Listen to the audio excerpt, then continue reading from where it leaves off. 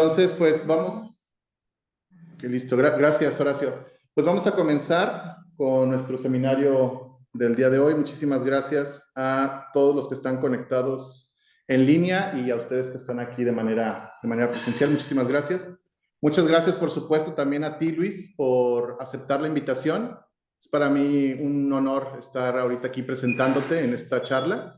Y si me permiten, voy a darle lectura a una breve reseña curricular del doctor Luis Brieva antes de cederle la voz. El doctor Luis Gabriel Brieva de Castro es profesor investigador y líder del grupo de bioquímica estructural en el Laboratorio Nacional de Genómica para la Biodiversidad del Centro de Estudios Avanzados del Instituto Politécnico Nacional.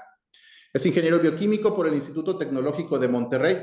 Obtuvo su doctorado en la Universidad de Texas, en San Antonio, con una beca Fulbright CONACYT, donde estudió los mecanismos moleculares de la transcripción. Además, realizó su estancia postdoctoral o un postdoctorado en la Escuela de Medicina de Harvard, con una beca de la Fundación Pew, enfocándose en la fidelidad de la replicación del ADN. A su regreso a México, recibió financiamiento del Instituto Médico Howard Hughes del 2006 al 2010 para estudiar la bioquímica estructural de la replicación y transcripción del ADN mitocondrial en Saccharomyces cerevisiae. Su investigación se centra en el metabolismo de los ácidos nucleicos, así como en la cristalografía y la ingeniería de proteínas.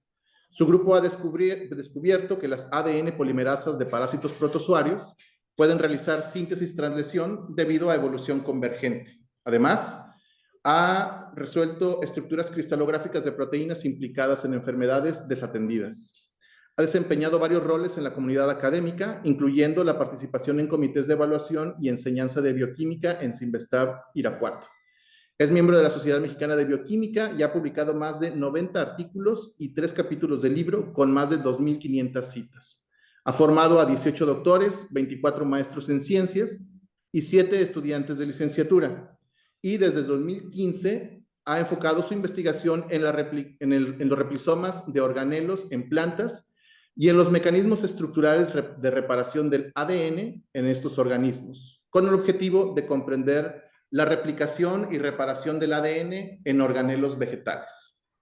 Entonces, bueno, pues esta es una muy breve reseña de tu trayectoria académica, Luis, y nuevamente te doy las gracias por haber aceptado la invitación. Y bueno, nada más como una nota al calce, pues también mencionar que el doctor, bueno, yo estuve en el grupo de investigación del doctor Luis Brieva de Castro realizando mis estudios de maestría y doctorado, así que ya tengo algunos años de tener el gusto de conocerte, Luis, y pues por eso es todavía más un placer para mí estar el día de hoy presentándote. Muchísimas gracias. No, muchísimas gracias a ti, César, por la amable. ¿Me escuchan bien? Sí, sí, sí, bien.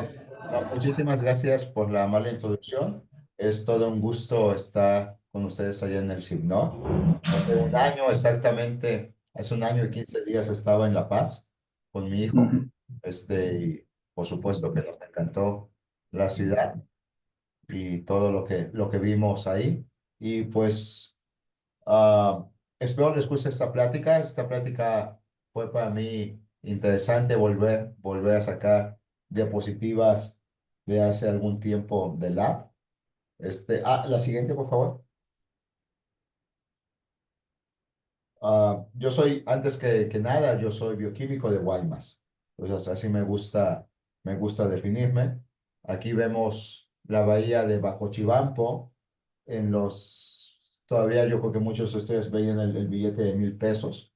Por algún tiempo eso estuvo en los billetes, creo que de 1,000 pesos. Ese atardecer que yo tuve la suerte de ver casi por 5 años. Pero pues la idea es de que aquí todos los que estamos escuchando esta plática tenemos dos cosas en común. Todos tenemos esta capacidad de visualizar. Y la siguiente. Y todos tenemos esta capacidad de usar herramientas. Aquí con nuestros hermanos homínidos podemos ver esta capacidad de ellos están utilizando herramientas para sacar termitas de ahí. Entonces, yo quiero tener en claro estas dos ideas fundamentales de nosotros como seres humanos, que podemos visualizar y podemos usar herramientas. Y eso va a ser dos conceptos que voy a utilizar a lo largo de esta plática. Siguiente, por favor. Entonces, esta plática está basada en un concepto que yo me gusta llamarle nanobioingeniería. Entonces, en ese concepto nosotros tenemos que visualizar cosas que son muy, muy pequeñas. Proteínas, ácidos nucleicos, etcétera, que están en la parte atómica de 0.1, 1 y 10 nanómetros a la izquierda de esta gráfica. Y pues para eso tenemos que utilizar algunas herramientas, como son los rayos X y como son resonancia magnética nuclear. Y en los últimos 4 años, un descubrimiento significativo en lo que es la microscopía electrónica ha hecho que, pues, que países que tienen mucho dinero, no como nosotros, puedan hacer estudios pues muy rápido de estructura de proteínas. Siguiente. Y lo que les quiero dejar, esta es una película de Venki Ramakrishnan cuando ganó el premio Nobel por la estructura del ribosoma. Y lo que les quiero dejar claro en esta plática es que todas las moléculas que, que estudiamos tienen una estructura en 3 dimensiones. Aquí lo que vemos en esa película es la estructura del ribosoma, donde un mensajero se une al ribosoma y el otro ribosoma, que es la subunidad grande, se ensambla. Y a final de cuentas, dos ácidos nucleicos, o muchos ácidos nucleicos, mejor dicho, llevan a cabo la síntesis de proteínas. Y lo que me interesa muchísimo es que vean que hasta se pueden ver qué aminoácidos o qué nucleótidos en particular tienen que ver con esa reacción química fundamental. Y eso es el nivel atómico de una estructura, y pues evidentemente es algo maravilloso, y no por nada le dieron el premio Nobel a Venki Ramakrishnan, que lo sintetiza muy bien en esta película de cómo funciona el ribosoma. Siguiente. Y esa idea fundamental de que una proteína que está desplegada pasa al estado plegado. ¿Sí? Siguiente, por favor. Y antes de entrar a detalle a la investigación, quiero decirles que la gente que hacemos o modificamos proteínas, pues somos bastante valientes, como dice mi alumno, Pedro Jiménez. Hay mucha gente que en lugar de hacer ingeniería de proteínas, lo que hace es terrorismo proteico, porque una mutante de una proteína puede desestabilizar de tal forma a la misma proteína para que dé lugar, en lugar de tener una proteína plegada, que sea una proteína que simplemente se va al bote de basura. Y esta es una diapositiva del grupo de Frances Arnold antes de que ella ganara el premio Nobel, donde simplemente vemos que esto es cierto. Una proteína son marginalmente estables. Casi una proteína, una mutante desestabiliza una proteína por muy pocos kilocalorías mol, y esto típicamente hace que una proteína que está bonita, bien plegada, que es funcional, se vaya a la basura.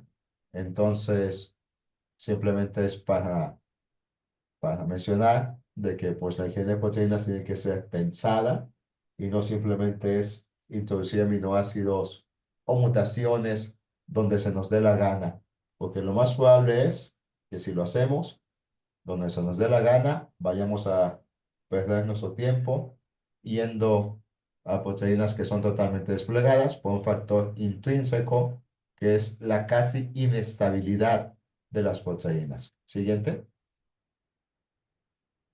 Entonces, en esta plática, con esos pequeños antecedentes que les di, la historia o el tema de la plática es contarles a 3 pequeños proyectos que a lo largo de estos 19 años que ya llevo en México, mi grupo de investigación ha participado, ¿sí?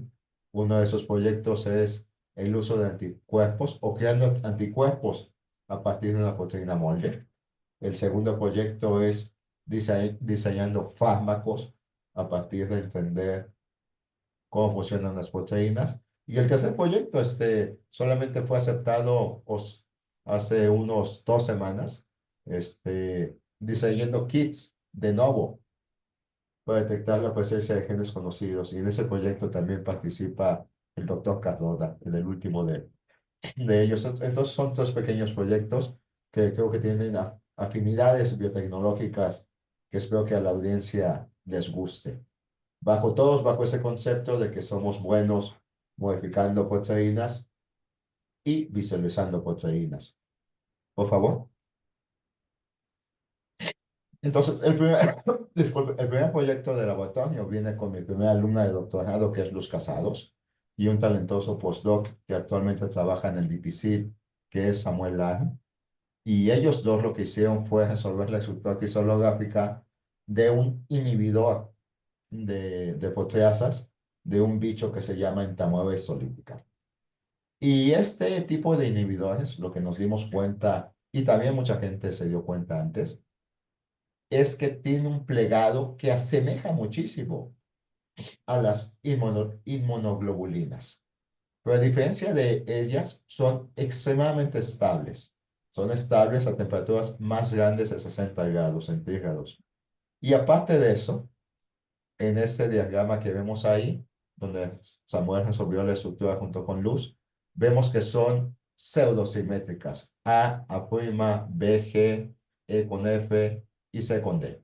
Y hay una asa BC en medio que se comparte y dos asas que son simétricas, que son la DE y la FG en algún sentido. Siguiente, por favor. Esa es una película donde lo que podemos ver son las asas F y G. Y en ese momento Samuel lo que hizo fue cristalizar dos versiones distintas de las proteínas. Y en la película lo que se muestra muy bien, lamentablemente no se ve, es que las asas F y G se mueven, son bastante flexibles. Mientras que la asa que está en medio, que se llama BC, disculpen, no se mueve. Y eso, pues, no es sorprendente, porque hay dos inhibidores de sistema proteasas en la viva y hay 42 proteasas en la viva. Entonces, no es sorprendente que las enzimas se tengan que acomodar un poco para poderse acomodar o mover a las distintas proteasas. Siguiente.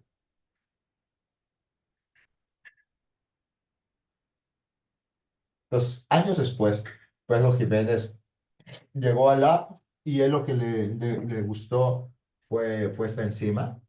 Y él lo que quería es hacer cosas más de tipo biomédicas con esta enzima en particular.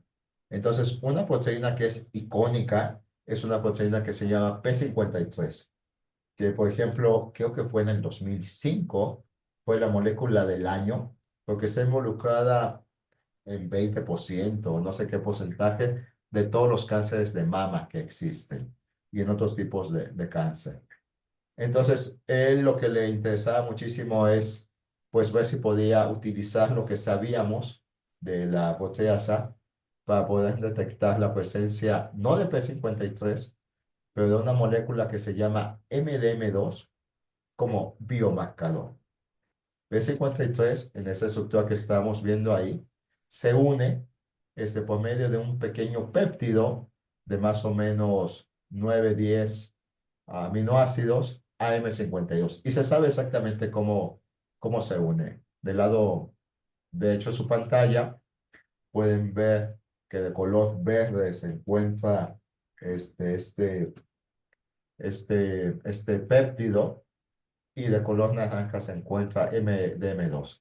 Y se sabe exactamente cómo se establecen estas interacciones. Siguiente.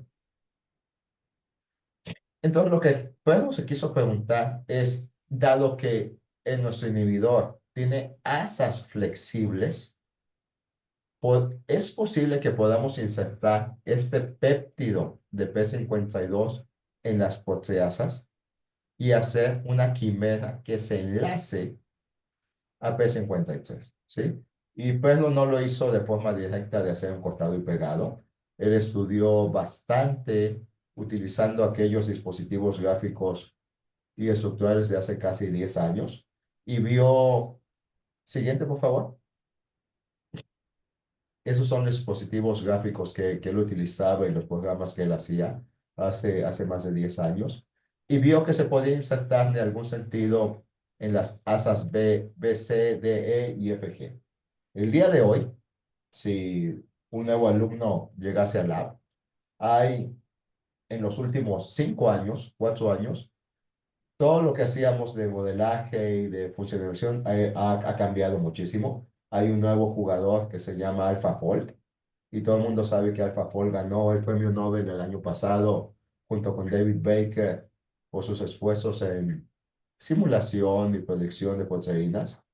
Y AlphaFold es maravilloso haciendo ese tipo de grafting que le llamamos en inglés, de proteínas. Si el día de hoy lo que Pedro se tardó 2 meses en hacer, cualquier estudiante de licenciatura lo puede hacer en menos de 2 días.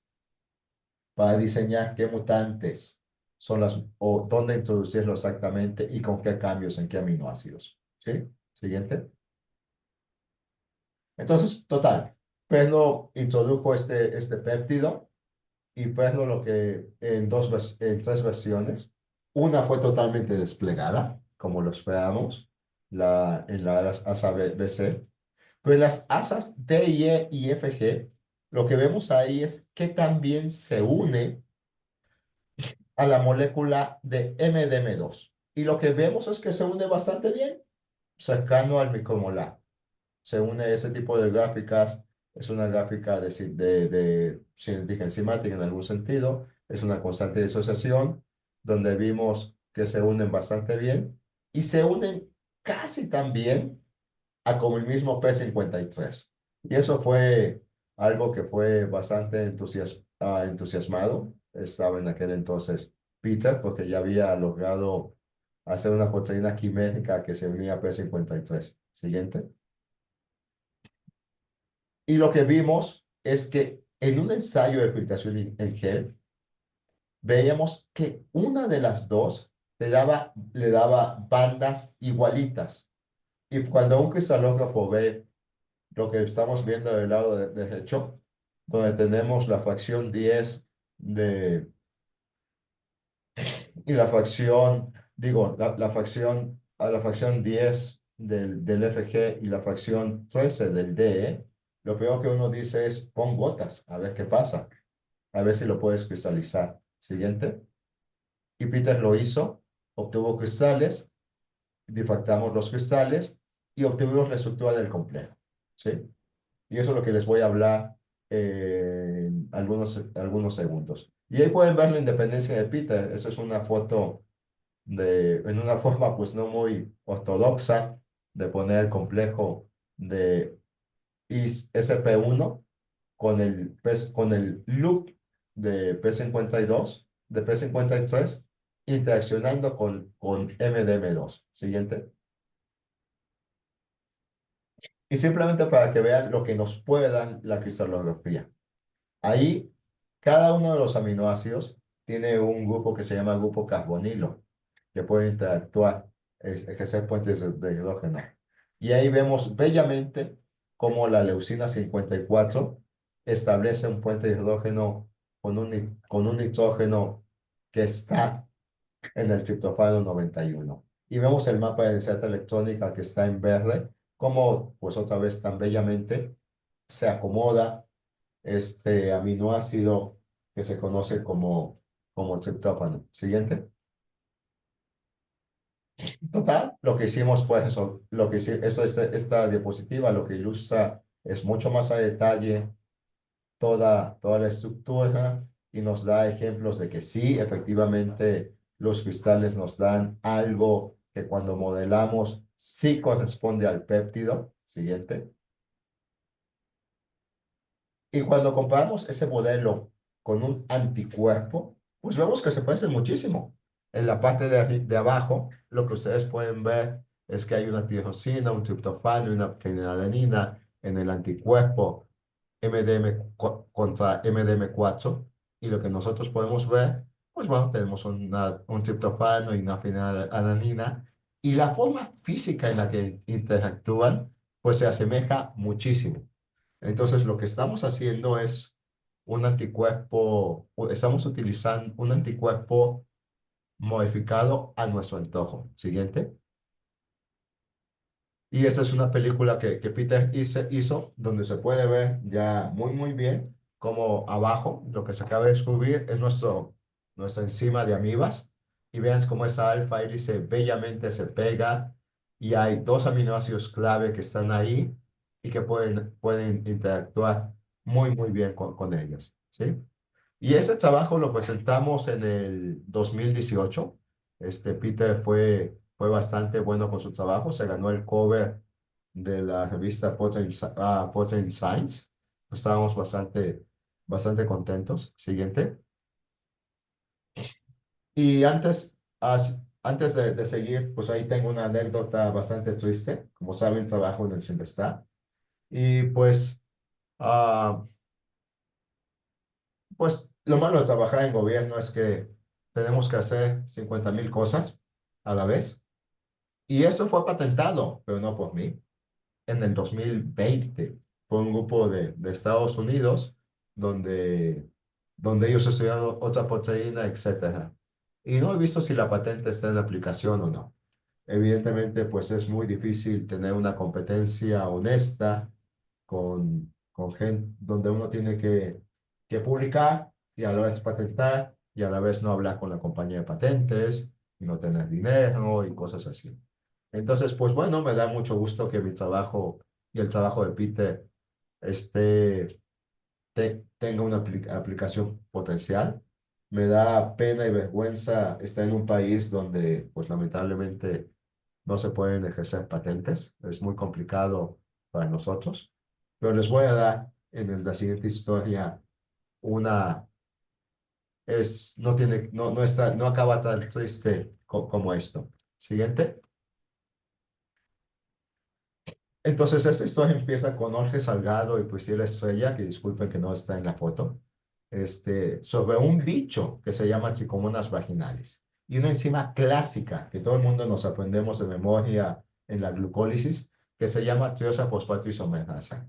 Y casi cuando llegué al CIMBESTAB, platicando con Rosana Arroyo, me di cuenta que en su bicho, que ella trabaja muy bien, que se llama tricomonas, había un gen duplicado, había dos TIMs, que es lo que esta diapositiva representa. Siguiente. Y, y estas dos TIMs solamente tienen 4 aminoácidos de diferencia, ¿sí? Y una de ellas, que es la TB-TIM2, tiene una estabilidad de 4,2 kilojoules versus la de Saccharomyces, que tiene 70 kilojoules. Lo que significa es que a esa enzima le das así y se despliega. Y eso es fascinante. ¿Cómo es posible que haya una enzima con tan poca estabilidad? La TB-TIM1 tiene una estabilidad de 17, que es decente, pero la TB-TIM2 siempre nos llamó la atención. Olges y Samuel, disculpen que no puse su foto 2 veces ahí, estaban interesados, resolvieron la estructura. Esos cristales, César estaba aquí todavía en el lab, y él y eran magníficos, eran tan grandes que uno los podía ver a simple vista, como ojos, como granos de sal. Era fantástico trabajar con esas teams. Siguientes. Total, resolvimos la estructura y lo que nos dimos cuenta es que uno de los 4 aminoácidos en la que la TBTIM 1 y la 2 eran distintos, estaba exactamente en el centro de masa de la molécula. Esa enzima es un dímero. Vemos una subunidad como en verde y otra subunidad en rojo. Y en azul celeste y en azul marino vemos este aminoácido en la posición 45. Y es totalmente simétrico. Siguiente. Entonces yo estuve súper emocionado ahí y cuando mutamos ese aminoácido en la TIM, que es más o menos estable, lo mutamos a leucina, que, que se parece muchísimo a isoleucina, lo mutamos a valina, que le quitamos un grupo metilo, digamos, y después lo quitamos a alanina, que le quitamos 3 grupos metilo, y 2 grupos metilo, disculpe, y después le quitamos a glicina, que le quitamos 3 grupos metilo. Y lo sometimos a unas proteasas. Y lo que vean es que cuando tiene glicina o alanina, totalmente se corta. Dame un segundo, por favor.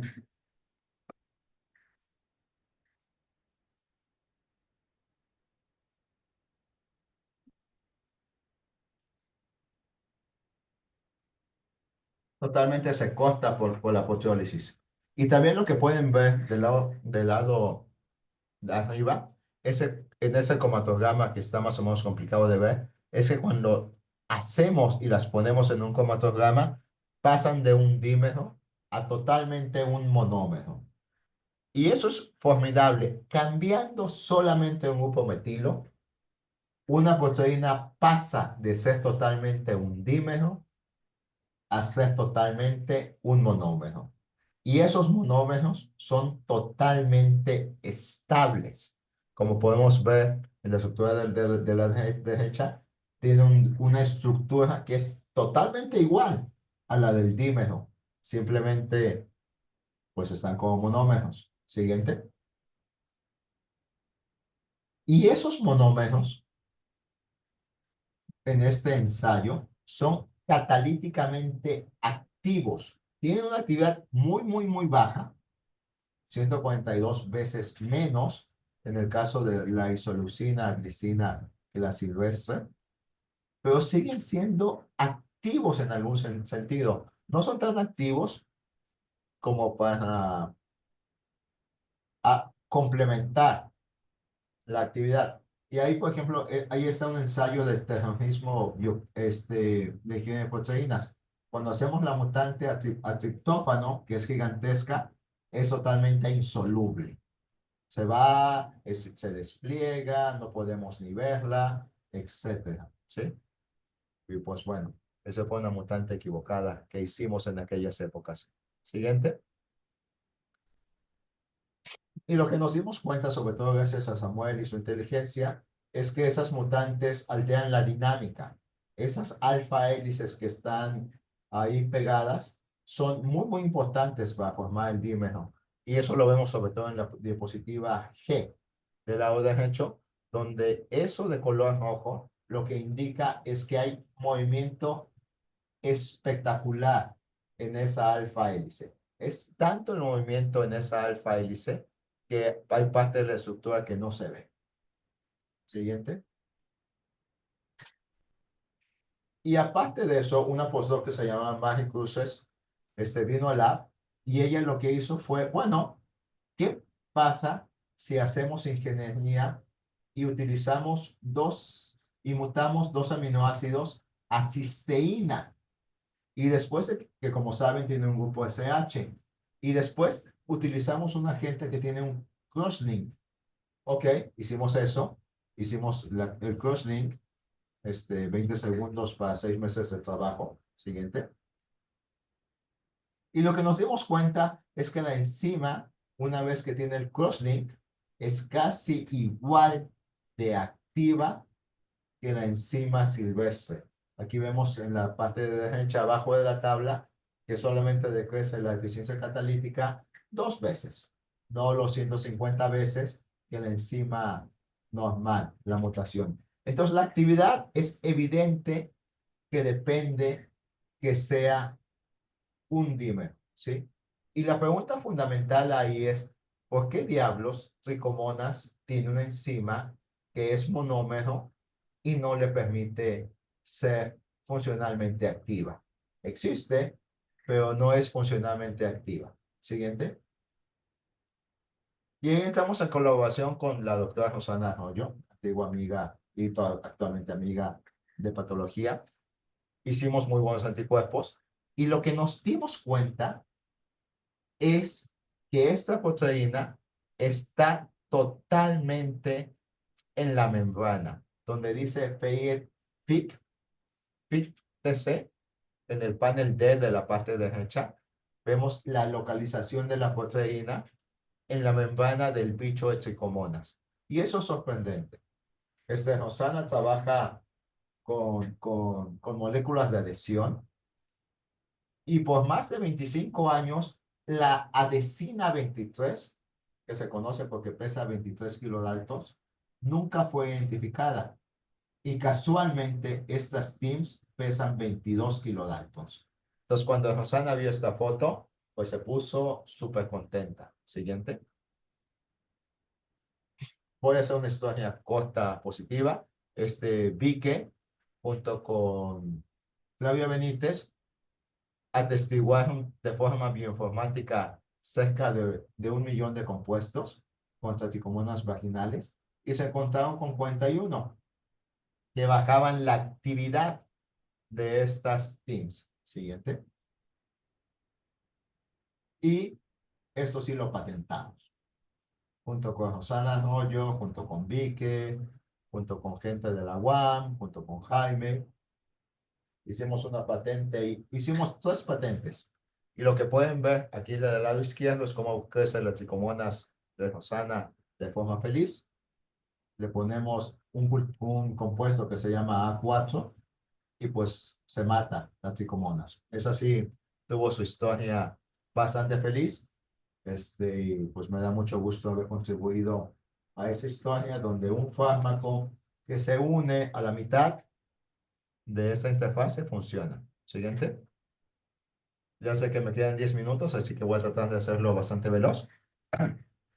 Y últimamente en mi lab nos enfocamos a ácidos nucleicos. Entonces, todo el mundo sabemos que del COVID, todo el mundo sabemos que hay 2 técnicas fundamentales para analizar COVID.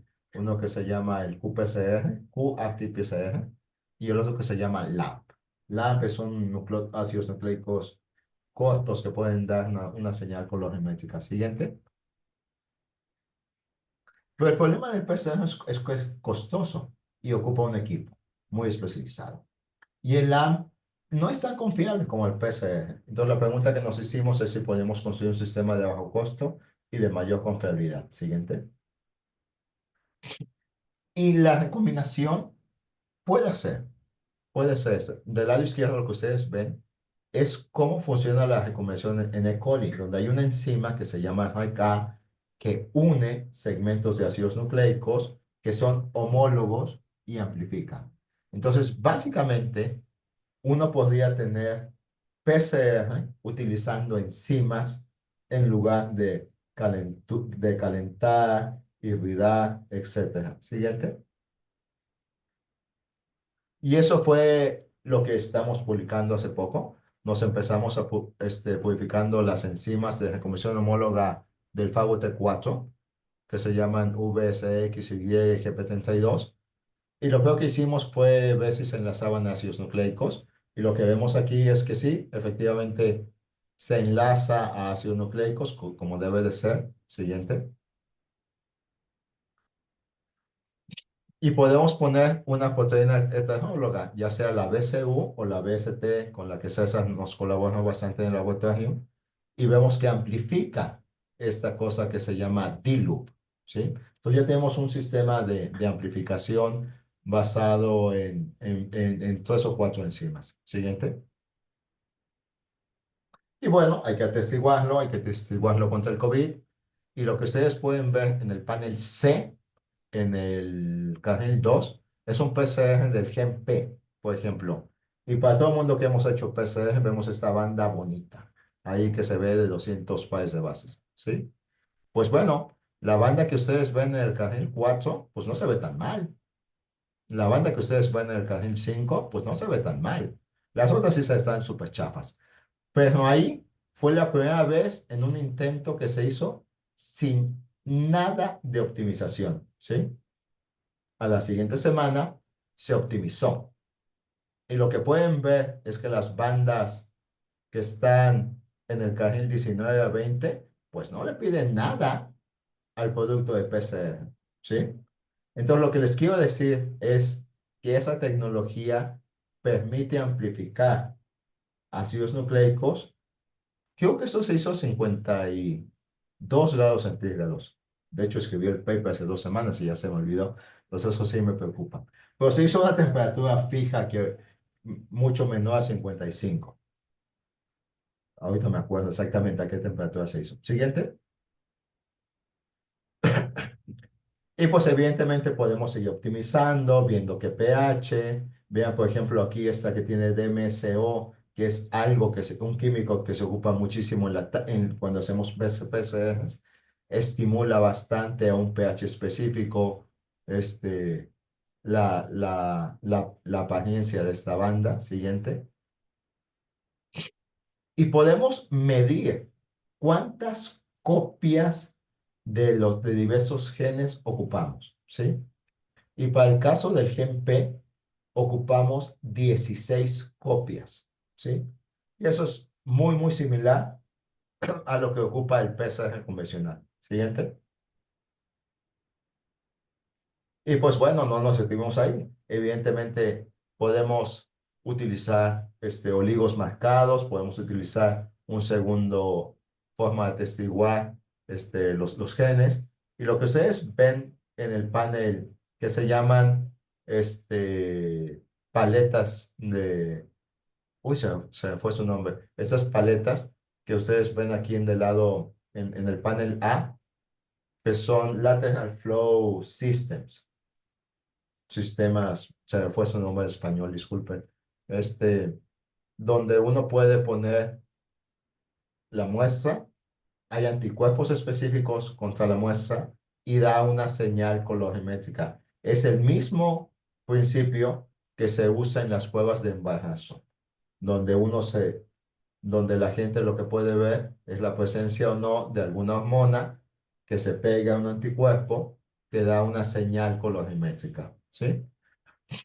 Y vean lo que es la belleza. Aquí, por ejemplo, tenemos en los carriles 8 y 9, donde tenemos, estos son casos que ya sabíamos de pacientes que tenían COVID, ¿sí?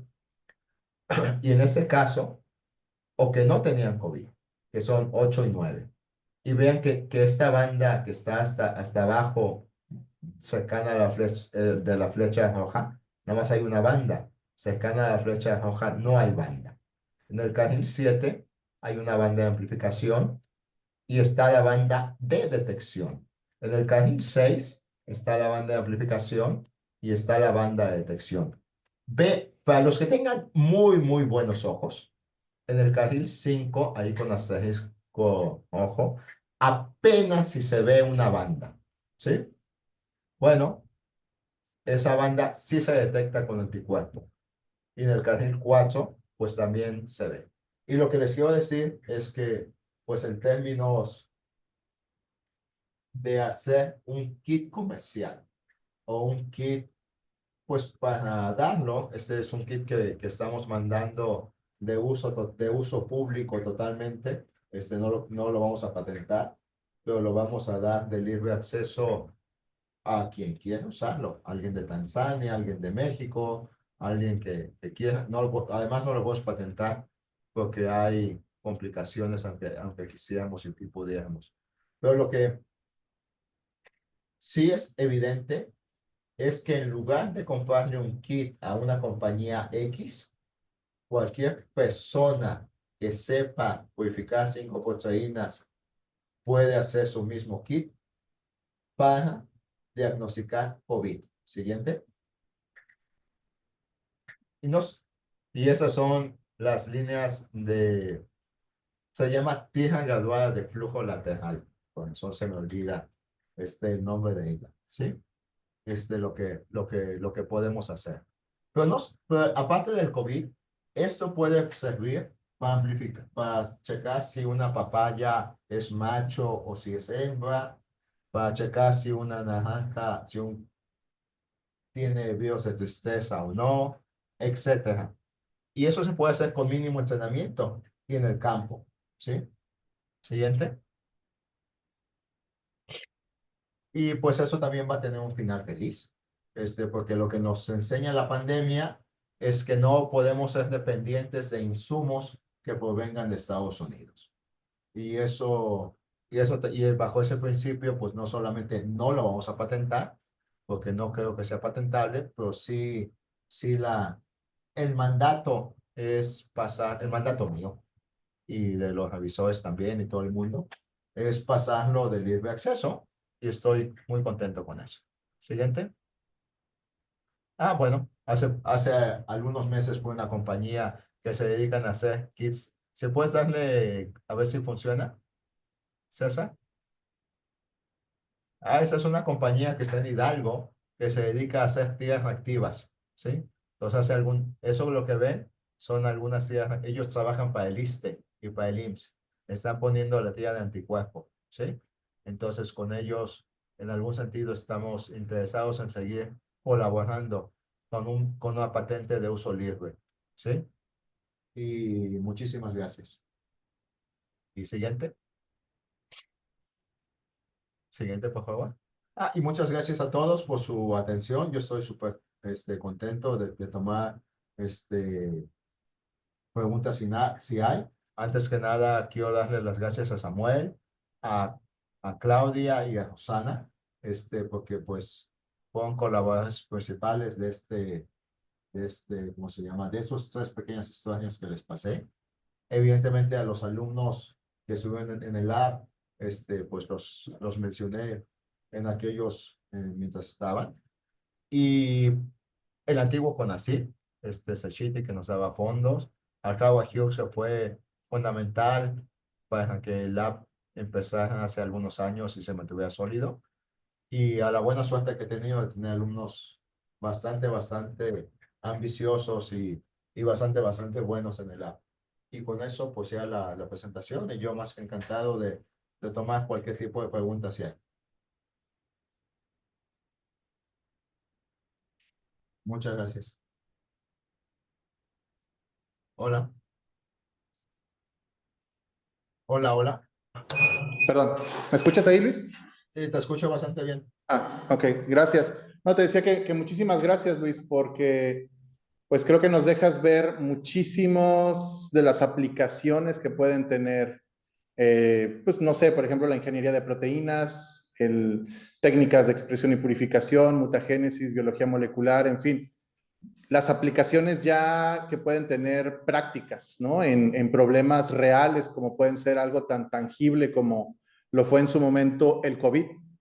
Y bueno, pues increíble el trabajo que están haciendo. Realmente puedo decirte que por trabajos como este es que en lo personal a mí me encantó la parte de estudiar proteínas, ¿no? Por la versatilidad, por todo lo que se puede hacer.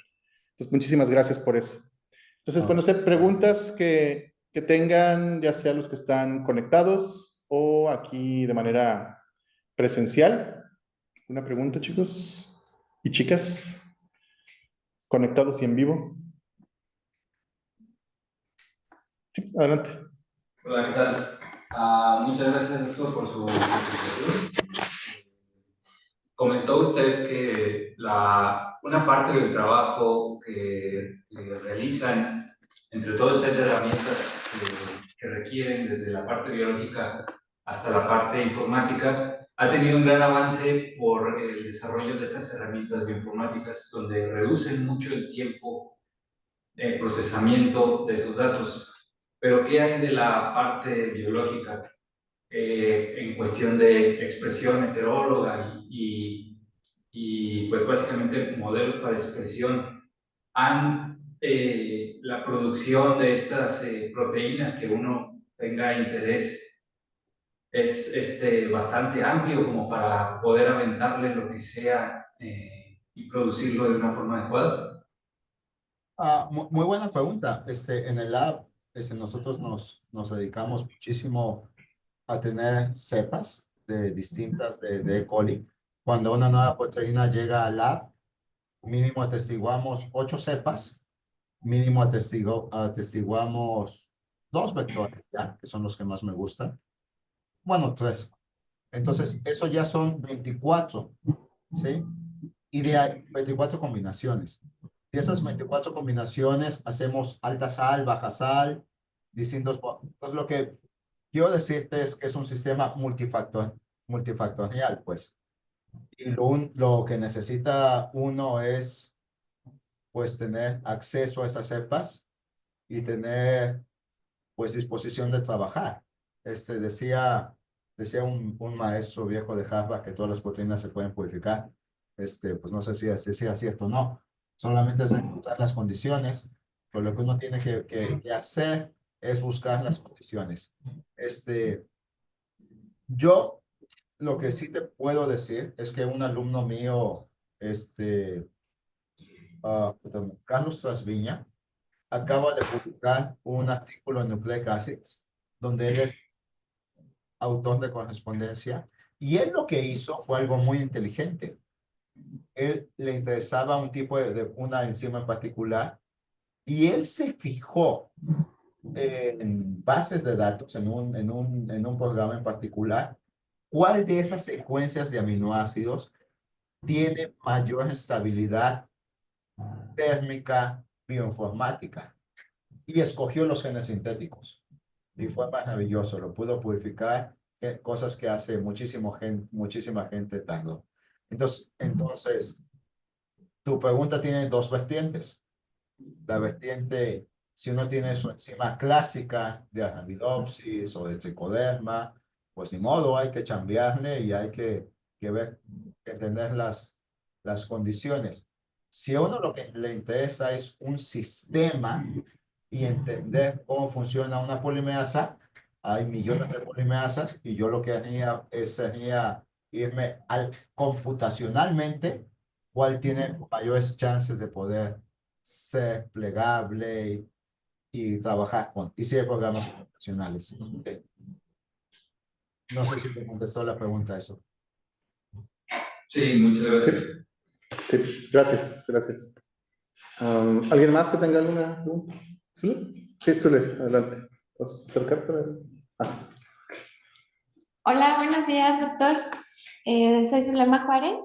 Muchísimo gusto, la verdad es que me encantó la presentación, puesto que fue fascinante ir viendo desde cómo ustedes hicieron ciencia básica hasta la parte de aplicación e incluso llegar hasta la parte de las patentes. Y es en esta última en donde va mi pregunta. Ustedes en el grupo de investigación, ¿cómo protegen sus resultados o cómo identifican que eso puede ser un producto que pueda ser patentable? Es decir, publican sus resultados ya cuando son protegidos o en el ámbito científico los difunden, pero ¿cuáles son como las estrategias que ustedes utilizan en ese sentido? Ya hablando desde la perspectiva de las patentes. Bueno, entonces la regulación está muy clara. Uno tiene un año después de publicar. Después de que uno publica ya es acceso libre. Entonces lo que uno debe de hacer es, pues, si sabe que es patentable y ya está en trámite de patente, pues puede aventarse a publicar, ¿sí? No, no me aventaría a publicar. Pero es mucho más complicado que eso. Por ejemplo, un buen abogado se puede fijar en ese tipo de pláticas que nosotros tenemos. Si yo hubiese puesto algo que es patentable, simplemente porque la presenté aquí a usted, ya es de acceso público, ¿sí? Entonces, fue publicado, ¿sí? Ya cualquier persona de ustedes podría decir, bueno, yo lo escuché, etcétera, ya fue acceso público, bla, bla, bla, y vámonos. Entonces, hay muchos trucos en cómo patentar, muchísimos trucos. En el caso de Tricomonas, esa diapositiva es una diapositiva vieja, todavía le llamo compuesto A4, no le llamo el compuesto que es, ¿sale? Entonces, y no me acuerdo exactamente cómo es químicamente este compuesto, pero cuando lo presentábamos en congresos, nunca decíamos qué compuesto era, nunca. Pues para que ese año tuviésemos tiempo de jugarle. Y pues es algo que hay que platicar de la forma más honesta con el estudiante, porque el estudiante se tiene que graduar. Entonces, no lo puedes tener ahí toda la vida que se patente, ¿no? Entonces, lo más conveniente es tener colaboraciones, ¿sí? Además, del otro proyecto no me duele tanto que no se haya patentado. O sea, simplemente es mi ego el que está hablando ahí. No, es algo. A Peter le fue súper bien, está ahí en Suiza haciendo su postdoc, publicó un CEL hace poco, ¿sale? Pero de eso Gracias. o sea, disculpa que nada más te diga 5 minutos. Uf, uno se podría aventar pláticas de 4 o 5 horas y no acabar sobre las patentes. ¿Sí? Claro. Muy bien. Gracias, gracias, gracias, Luis. ¿Alguien más? ¿Alguna otra pregunta? ¿Quién está conectado? ¿Los que están viendo en línea? ¿Alguna pregunta que tengan?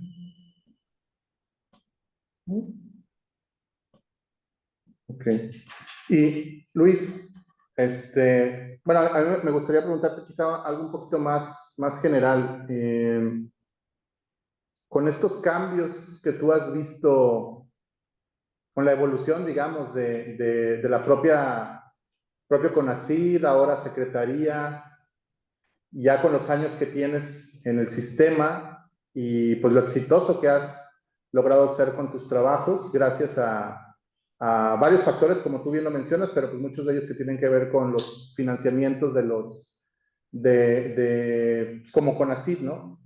O sea, ¿cuál es tu opinión en este punto, no? O sea, es a lo mejor una pregunta no tan académica, pero ¿cuál es tu opinión respecto a... ¿Sí? Yo, yo tengo mi opinión muy centrada. Yo soy comunista, entonces Sí, ya es, sabía que ibas a decir eso. no, es formidable que en los últimos 6 años y 7, y no sé cuánto llevamos ese sexenio, se trate de enmendar la brecha histórica que tenemos en las oportunidades de grupos marginados.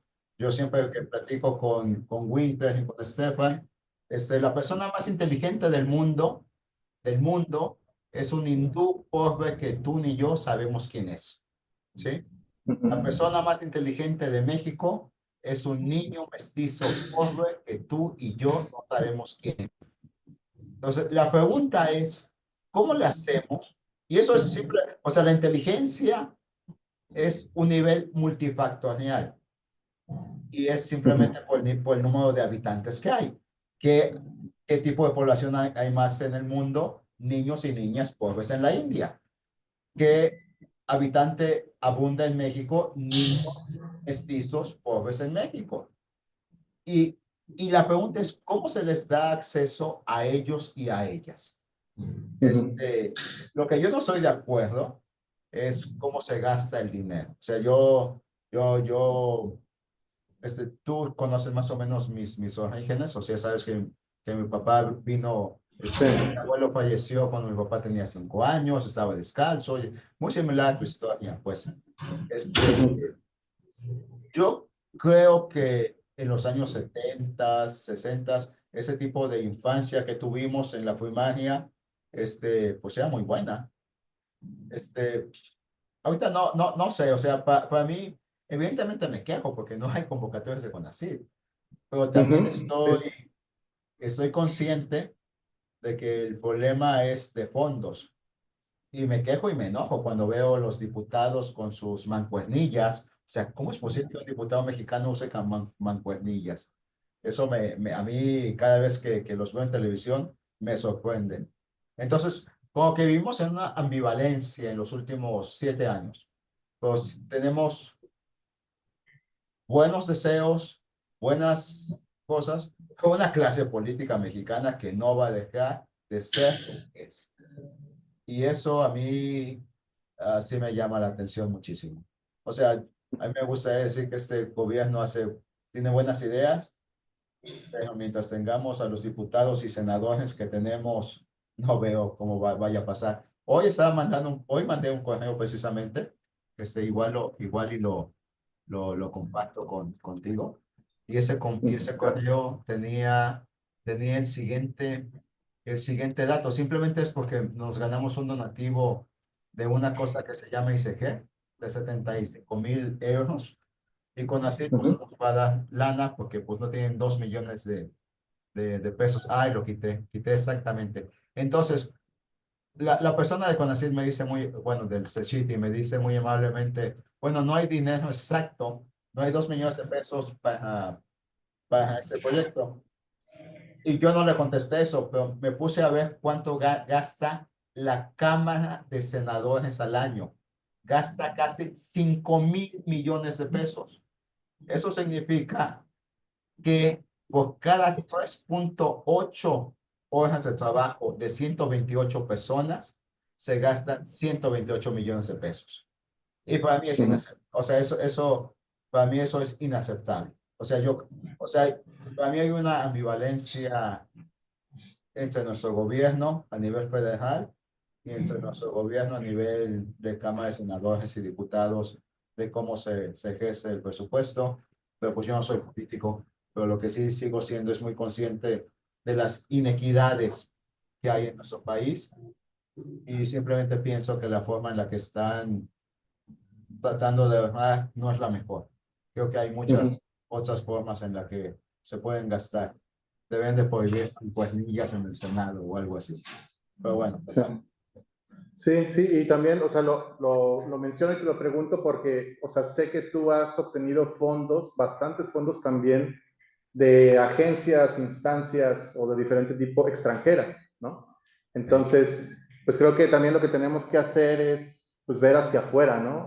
Más en tiempos como este en el que pues, las oportunidades o los fondos nacionales son limitados, pues ver hacia afuera, ¿no? Como bien tú lo has hecho a lo largo de tu carrera.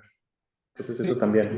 definitivamente tener colaboraciones, tener hacia afuera. Yo creo que también parte de nosotros lo que debemos saber es preguntarnos cómo podemos incidir, cómo podemos decirle a un diputado, a un senador, oye, ¿cómo es posible que ustedes gasten 5.000 millones de pesos y a la Secretaría de Educación le den pues muchísimo menos? O sea, no tiene cabida. O sea, y eso sin decir, o sea, yo sí estoy de acuerdo en que hay que fomentar educación básica de calidad. Creo que, y las nuevas universidades que existen, y los nuevos gastos que existen, sí estoy de acuerdo en todo eso. Pero también lo que no estoy de acuerdo es en cómo la clase política no ve a la ciencia como una inversión. Entonces, no estoy Claro. de acuerdo con eso. Pero eso no creo que venga de nuestra presidenta o de nuestra persona que está a cargo de CONACYT, sino viene de nuestros diputados y senadores. Y yo creo que ellas están igual o más frustradas que tú y que yo juntos cuando tratan de entender, de explicarles. O sea, yo me imagino, porque una es doctora en ciencias, las dos son doctoras en ciencias, las dos Sí. tienen doctoría de socialdemocracia bastante fuerte, pero ¿cómo le haces entender a un diputado fifí que se cambió de partido que la ciencia es importante? Entonces, ahí está muy complicado.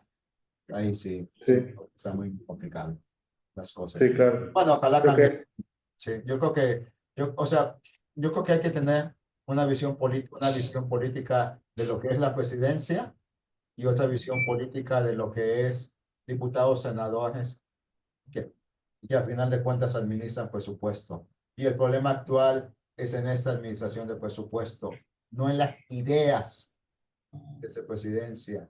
El problema es otro, desde mi punto de vista. Muy particular. sí. Sí, creo que necesitaríamos un par de cervezas para seguir Sí, hablando de eso. sí, sí, de patentes uno puede publicar, uno puede hablar de 5 horas sin nada de eso también. Pero otra vez, para todos los alumnos y gente que esté escuchando, esas son opiniones muy personales. Evidentemente yo tuve la gran fortuna de estudiar en una escuela donde nos aprendíamos el manifiesto comunista de memoria y donde, ¿cómo se llama? El Palomo, que se supone que es el comandante Marcos, ahí estudió también. Entonces hay una cierta historia de mi bagaje de la infancia, por así decirlo, a pesar de que estudié en el TEC, ¿no? Entonces no se quita ese bagaje. Y como mestizo, pues no se quita el bagaje de que uno tiene ojos y puede ver que la gran desigualdad social que existe en el país. Y en ese sentido, pues es muy aplaudible lo que se ha tratado de hacer en los últimos 7 años, ¿sí?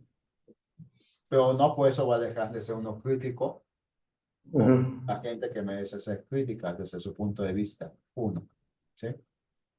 Claro. Muy bien. No sé si tiene alguna otra pregunta o comentario para el doctor, ¿no? También, bueno, no veo también por acá preguntas en el chat. Entonces, pues nada, agradecerte muchísimo, Luis. Estoy viendo ahí la pintura de Rembrandt que tienes atrás. Me acuerdo mucho de esa pintura. Ah, sí, sí. La Mi de- papá fue un timonel de buquetanque de Pemex por muchos años. Entonces, Ujú. sí. La tormenta en el mar de Galilea, ¿no? Creo que así se llama. Jesucristo en el mar de Galilea. Jesucristo en el mar de Galilea. Sí. Todos, Muy bien. todos en la casa tenemos, en la oficina de cada uno de los hijos tenemos algo del mar. Yo sé. Muy bien. Pues muchísimas gracias, Luis. De verdad, te agradezco mucho aceptar esta invitación, la charla, y muchas gracias a todos los que se pudieron conectar y estar aquí. Un último comentario, igual que ojalá todos sean apasionados de forma política, sea cual sea su política, no es mi intención tratar de influir sobre ustedes, pero lo que sí deben de ser, sea su postura en contra, a favor, etcétera. Sí creo que una de las grandes virtudes de nuestro país, sí creo que vivimos en una democracia y sí creo que vivimos en un país libre. Entonces hay que aprovecharlo, hay que hablar, hay que influir, hay que tratar de una manera muy respetuosa y sana siempre de ideas. Y creo que los alumnos pues y los colegas debemos de hacerlo de una manera muy, muy respetuosa. Igual de hay posturas totalmente distintas a las mías, estoy de acuerdo, pero cada quien debe de expresar sus posturas políticas y sociales.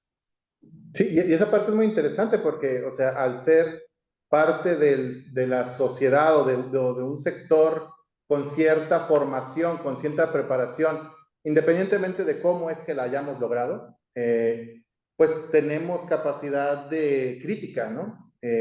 Capacidad de raciocinio, de crítica, de opinión. Y creo que en algún punto son temas difíciles de tratar, sobre todo cuando estamos como metidos en el ámbito académico. Hablar de política de pronto es como, híjole, complicado, pero creo que definitivamente es algo que como sector con cierta preparación, pues también debemos hacer, ¿no? Esa es mi opinión también, es muy personal.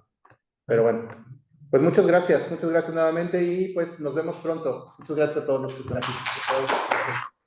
Gracias a los que están conectados. Nos vemos la siguiente semana. Que estén muy bien. Ok.